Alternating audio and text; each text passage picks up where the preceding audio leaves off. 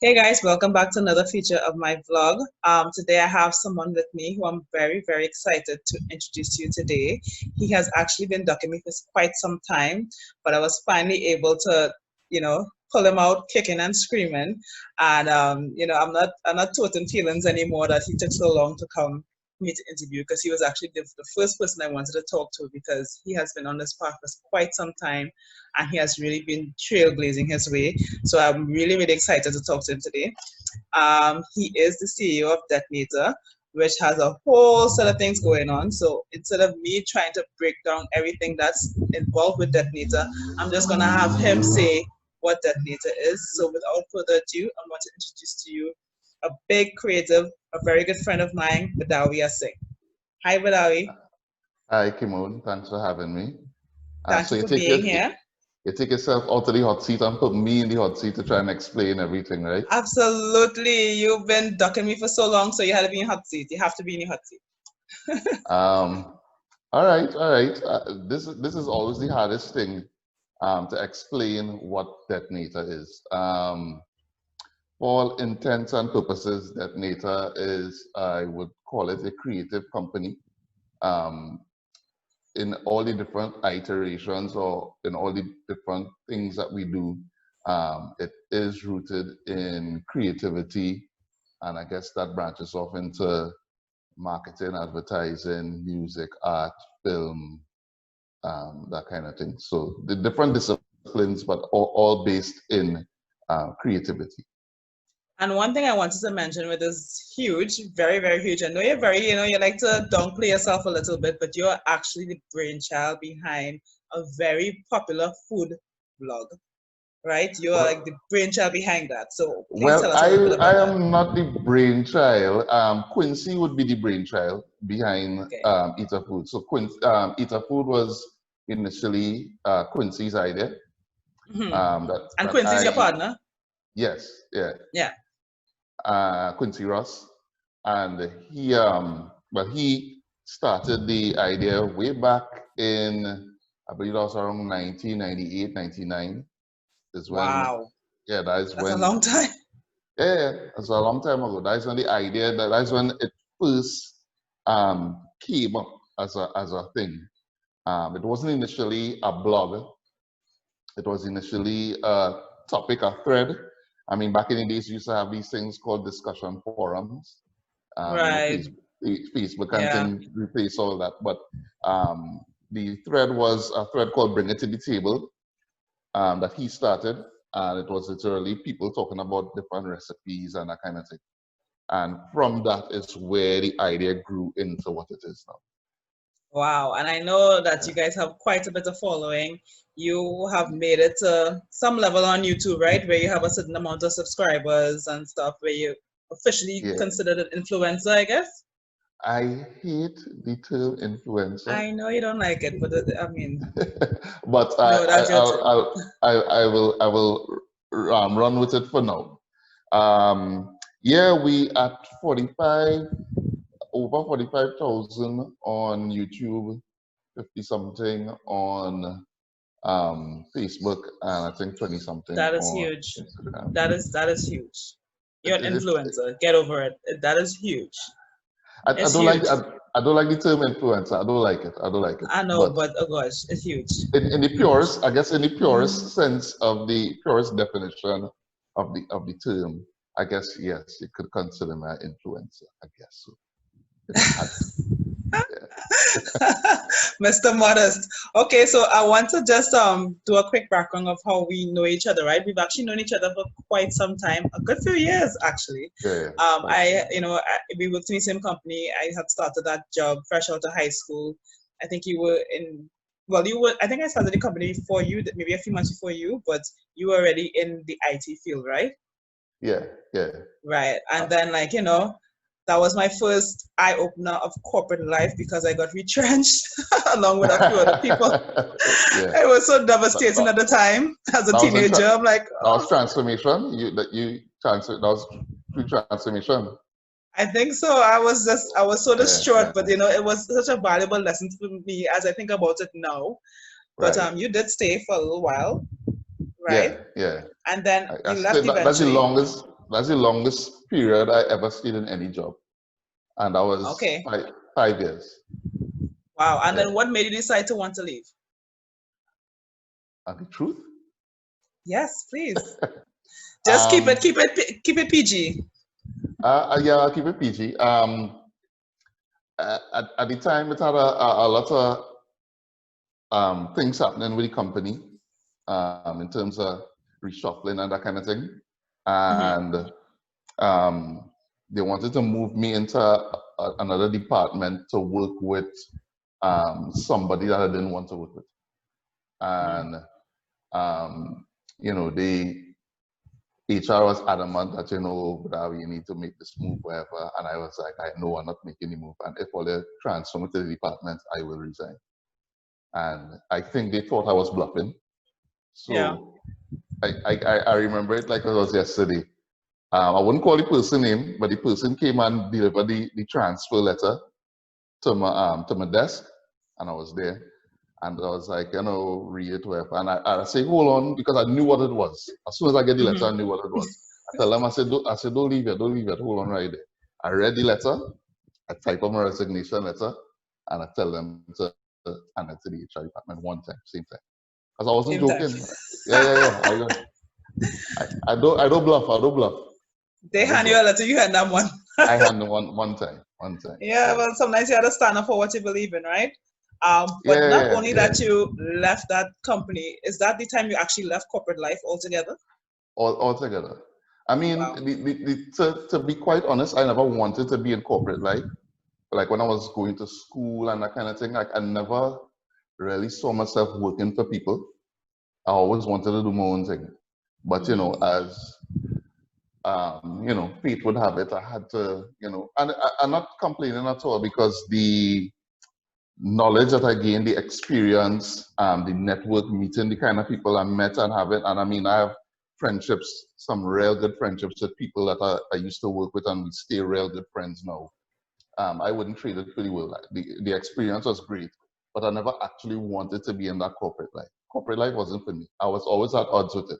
It has so Yeah. much things about that corporate culture that I don't fit into. You know, Yeah. I'm, Conformity. Yeah. Hmm. yeah. I'm not a conformist. So it was Yeah. always a kind of pulling and tugging. I always used to be running in, having run-ins with, people and that kind of thing. And I guess that's just because of my personality. It wasn't that I wasn't a good worker, like I could work. You put me in a position to work, I'll work. And understand, I will deliver.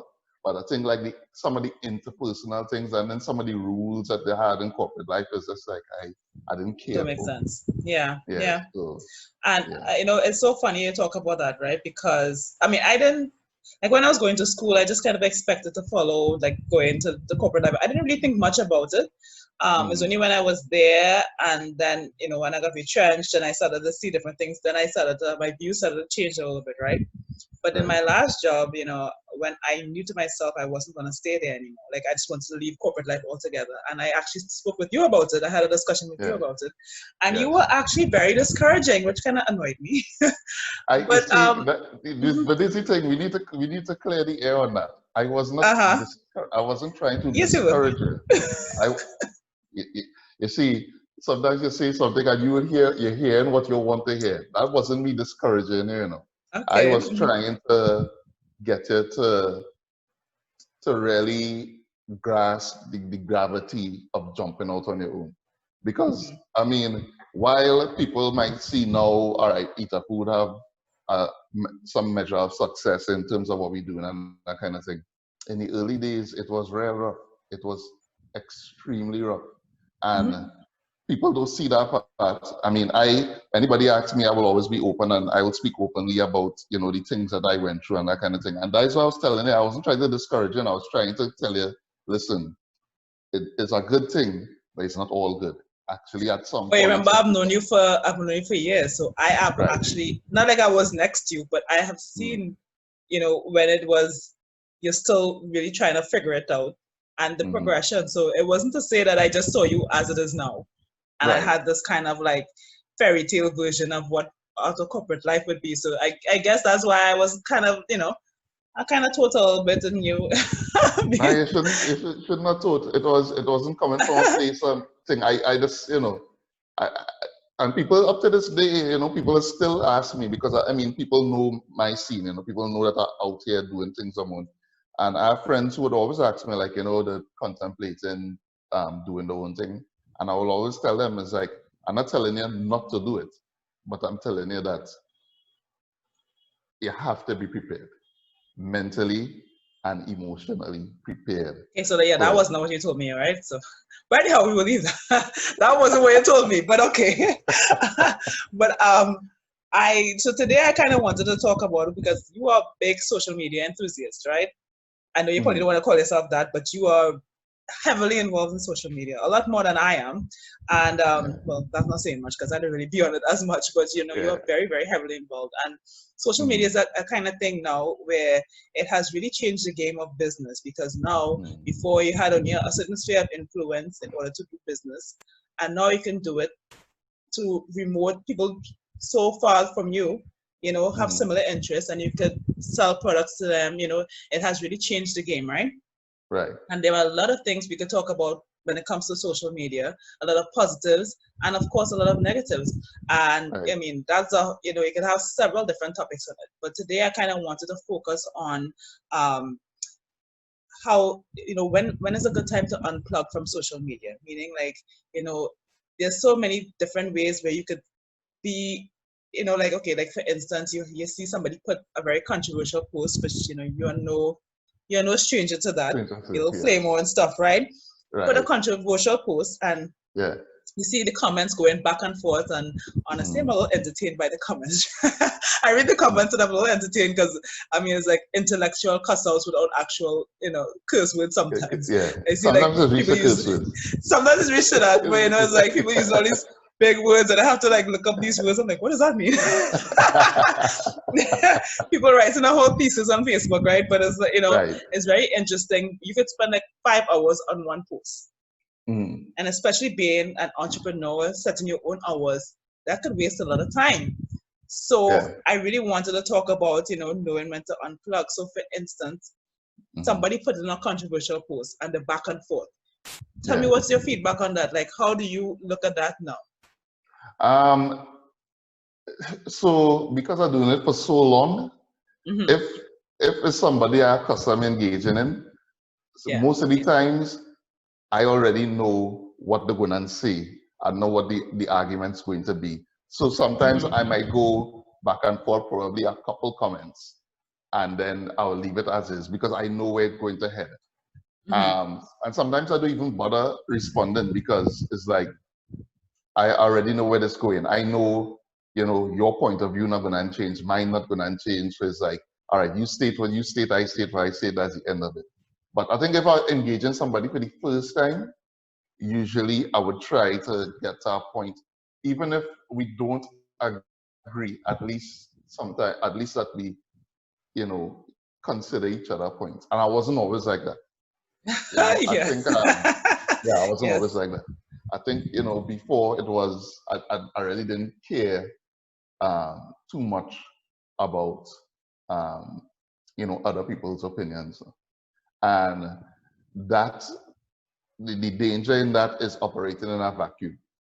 You understand? Right. And I guess as I get older and I get more mature and, that kind of rabs, engaging in that kind of way, you realize it's not the best way, and actually is the opposite of learning. You can't learn anything when you engage like that. No? You understand? But I mean, I would say too, it's not just that, it's also bigger than that too, right? Because Mm, you could be having, like, okay, not caring or saying in my opinion, and it could also lead to something like, because you have endorsements, mm, somebody who is involved with one of your endorsers could see that and say, listen, I don't like what this person is saying, and then you could lose out on an endorsement because of yeah. a social media Well, feud. yeah. Well, back in the days, it had things that I might have posted that now I would say, you know what, I probably shouldn't, right? But these days, because I mean, where the company is, and the fact that, all right, it's so easy to screenshot something somebody say and share it, however, and I know people just do it. So it had times I went into a meeting and the person had a folder of screenshots printed. Oh my gosh. Oh my gosh. Yeah, of things that we would have said and things. And for the most part, it had things that it's not that I'm ashamed of them or anything like that. It's just that time and place. It's like Hmm. it probably do belong out there. Now I think anything that I post online, especially for something quote unquote controversial, are willing to stand by it. And if I had to lose a sponsor, especially for things that concern like race and prejudice and that kind of thing, if I had to lose a sponsor for something I say about that, then so be If you it. feel strongly about it, you mean if it's something that you stand behind. Something like that. It are other things I stand behind that I don't need to stand behind publicly because it really don't matter. And so it's things personal to me, like personal Right. choices I have for myself that I don't need to stand behind in a public forum because at the end of the day it don't affect the broader community, you Right. understand? But things that I think that will affect our society, and I mean race and prejudice and classism and all those things are things that plague our society. I would stand by that And I publicly. think that is a very important point, like Mm. understanding what to fight for, because not Yeah, everything needs to be a fight, not everything you have to put your hat into. Sometimes there right. are some things that you have to stand for, like you feel Yeah, very strongly about as part of your moral compass. Everything that how you're composed is part of you. And yeah, you can feel it inside of you too. You can feel when something is so moving to you that if you don't yeah. address it or if you don't stand by it, you actually feel like part of you is kind of dead by not addressing Yeah. that. And not only that, sometimes your silence is complicit, It's Yeah, sometimes, yeah. exactly. Yeah. Yeah. Now I still try at best to separate the brand from me. So you would find that the tone I take with the brand and like responding to people and that kind of thing and engaging people is not how I would do that on my personal profile. And I But try my best not to cross the two. So eat a but do food you review, think eat a now food. Mm. but do you think nowadays that it's you could still make that distinction, It, you it, and the it, brand, the way people it, class everything now? nah, it's very difficult. It's almost impossible. It's almost Right. impossible, but it's still something that you should practice. Understand? Yeah. So yeah, I would, even though I know that it almost impossible to do, I still like to, when I think about the brand, I think about me. It's like I like to think of it as two separate entities because again, I have very personal, strong views on certain things that I'm not gonna let seep into the brand. You would never see the brand posting or aligning itself with certain things because it's we are I think my approach to, if you want to call it quote unquote, I wouldn't say, let me say, not say political, but like social issues for the brand is using the platform to give people a voice. Right. So, we talk about things like farming, we talk about support local, we talk about, industries that we need to diversify and, grow economic strength in and that kind of thing. I'll use the platform for that. And that is how I would address those kind of social issues through the brand. But for Hmm. me personally, I might have a little more hardcore stance. So like My let's personal. talk about the flip side to that now, right? Because you're saying Mhm. there's certain things that you won't put yourself in unless you feel very strongly about it because Right, you might lose out on sponsorships or whatever. But right. let's say now somebody who is sponsoring you and actually a very good sponsor, Hmm. you have seen some troubling things, something that you feel very strong about morally that they are Hmm. saying, and whether it be about class or race or whatever it is, and Hmm. it's something that you're firmly against. Could you see Right. yourself now pulling out of that sponsorship and losing that potential? That is a hard question to answer honestly. And Mm-hmm. I would love to sit here and So yeah. see, oh yeah, I'll pull out based on principle and that kind of thing. And I mean, some people might do it. They'll put the money where the mouth is, and they will. do it. Some people might say they would do it, and they probably wouldn't do it in the situation. I would be honest and tell you that I will have to think about it. It would not be an Mm-hmm. automatic decision because um, doing business is not easy. Mm-hmm. And in this game, and I don't like to use the word fortunate because fortunate sometimes discounts the value of what I doing, but I had to consider myself fortunate to be able to engage sponsors. You Mm-hmm. understand? And as I say, I had to be careful saying that because saying fortunate sometimes might give the impression that um, we giving them a lie or something like that, and it's nothing like that. I mean, we're doing serious work, and we engage in sponsors and that kind of thing, and offering a platform that have is value behind it. So it's not a matter of luck and chance and that kind of thing. But at the same time, you had to be grateful because it's a competitive. Trinidad is a very competitive space, especially for somebody like me who I have no kind of backing or footing in the game, and I literally, Mm-hmm. trying to come in from a side. Yeah, very So true. I yeah. mean, one thing I would say, and I've realized this over the years, like, you could always say, I would have done this, or this is how I would do something, but you never know Mhm. how you would react until you're in a situation. And That's I true. realize that so much now. Like we could say all kind of things. If it were me, I would do this. If it were me, I would do this. But when you're in a situation, I've seen, and especially with unfortunately men, I've seen men Yeah. do this especially. Yeah? They would be Mm. adamant. I do this. I do that. I do this. And then a Mm. situation arises, and they're like the quietest people you'll ever see. Yeah, They're yeah, so yeah, quiet, because yeah. they realize how real it is, and they actually have Hmm. to make a decision, and it's not an easy thing to do. So Yeah. there are other parts of things too, right? It's not necessarily like offensive posts. There's a whole Mm. set of other things, right? And sometimes you don't even realize you're being offensive. And Right. as you mentioned, that there are things that you used to do that you won't do anymore Yeah. because you have so much involved. But as you Mm. know, with cancel culture, people go back 10 years, Mm. 12 years, and get a Yeah. post or something that you said. I don't even know how they find that, but it will come back and haunt you, Right. Yeah. right? So, I mean, how do you approach that? Twofold. Sometimes something you say might be so offensive, sometimes, that you really have to take whatever flack you get with, right? Yeah. Sometimes. Sometimes that might be the case. And yes, people could grow and people could learn from the mistakes and things. But I think sometimes the cancel culture might be justified. But also, and I mean, with these things that have no clear-cut answer, right? It's not Right. that I'm trying to, play both sides, but Hmm. in a lot of cases, sometimes we don't contextualize things said at a certain point.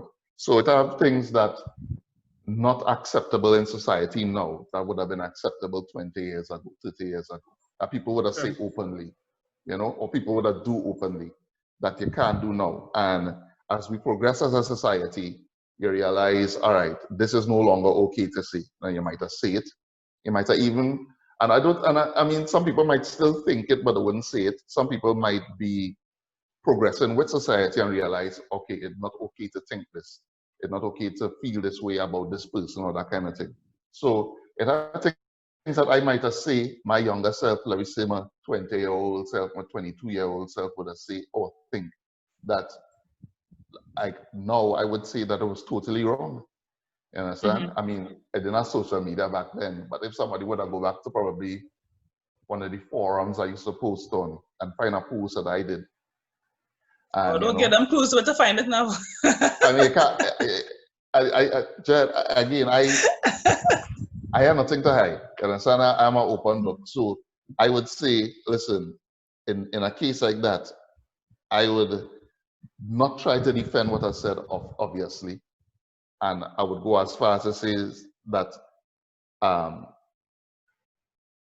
like, that kind of thing or that kind of thinking you know, I cannot condone it now. So much so that I would use my voice or my platform now to speak against that kind of thing. You know, and somebody might say, but Badawi, back in the day, you used to say so, and I'll be like, yeah, back in the day, I don't think so no more. Right, Understand? right. Yeah, I mean So, that's true because I mhm, mean I understand if you grow and if you don't have the same thought process as you did previously, some people still have the same thought process as you rightly said, they just won't verbalize it. One of the things I feel strongly about, which is kind of kind of coming away from what we're talking about, but I do mm, feel strongly about not being thought police. I feel strongly about not telling people how they should think. right. I think people should have freedom to think how they think. I think is when, Mm, to me, when it becomes tricky is when they try to limit your access to resources.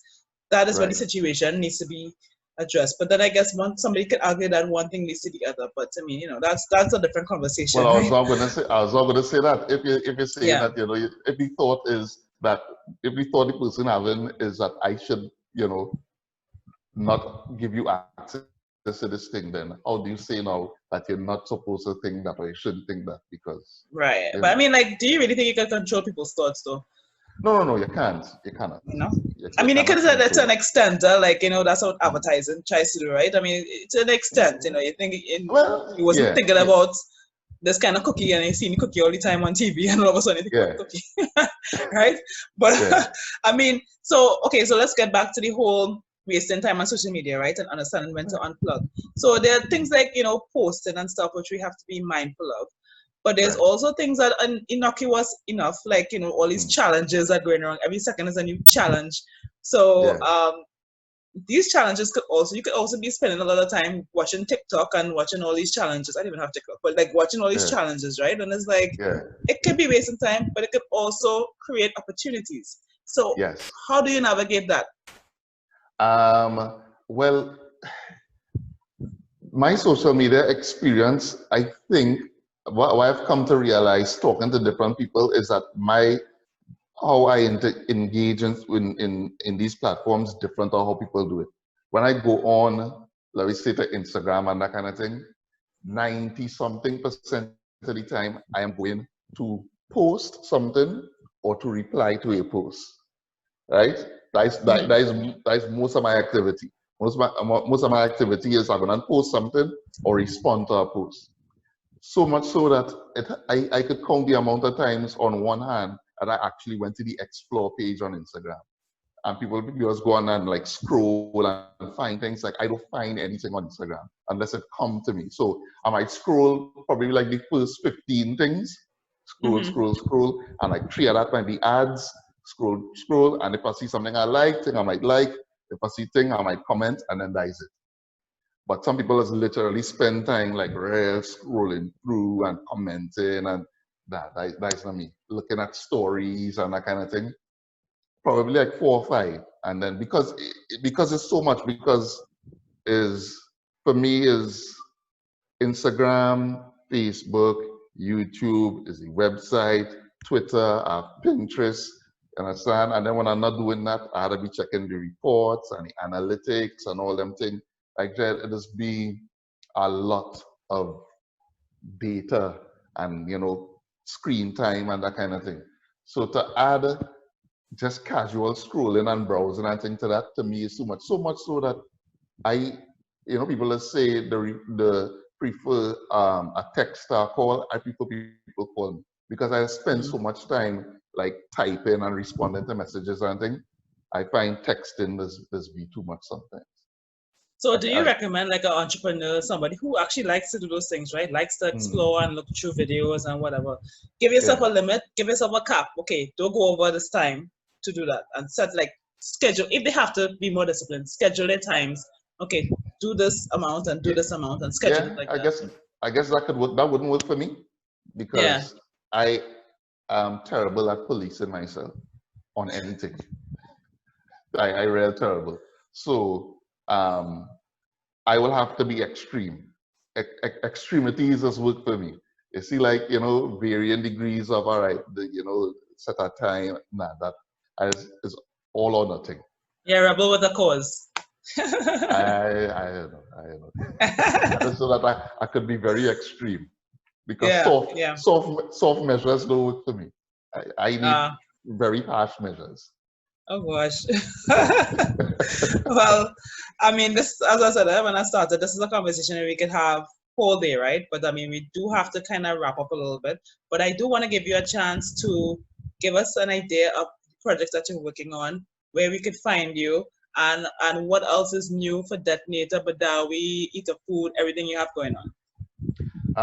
Well, right now, because of COVID, a lot of the things that I had planned to do this year had to get put on hold. But with things reopening, what I want to do, I want to focus more on less recipe stuff and kind of more going out on the road and doing more out. You have a show called Out Here. I want to do more Out content there, like that. right? Mhm. Um, and Simply Local just ended, well, the season, so we're supposed to be starting a new season soon, so look out for that. And yeah, other than that, I have a couple other things that I have bubbling underneath, but you know, I ain't ready to bring that to the forefront as yet, you know. Okay, we waiting. Okay, cool. Yeah. And you still have to come down and do. And I hope we on one of these days schedule on your Simply Local or out here stops for my Come and outside, my check out outdoor brick oven. You know, yeah, I don't know yeah. what you're waiting I, on, but okay. I should come and make a pizza by you and thing. Do you know how long you've been having this conversation, but Darby? Like really, you know how long we've been having this conversation? It will happen. It will happen. Okay, Yeah, all right. Well, I want to say thank you so much for coming on today. I finally was able to get you here kicking and screaming. I know you're looking all Thank poised you. and composed right now, but I know this was like a real struggle, right? Like I know this was a real kicking and screaming thing. It wasn't. No, actually, I thought it was Okay. gonna go longer than this. I thought it was gonna go longer. I I Yeah. didn't realize it ended so quickly. But no, it was good. I enjoyed it. Thank you for You having me. And enjoyed it. if you want to bring me on again to talk about something else, I'll be Oh, more than happy. oh wow. Okay. All right. We'll see. We'll see. Yeah. You catch All me. You right. catch me. You I catch me. catch you. Okay, good. Yeah. Well, thank you, Badawi. Thank you for coming on, and we will talk Thanks. very soon. Bye. Okay. Take care. Bye. Bye.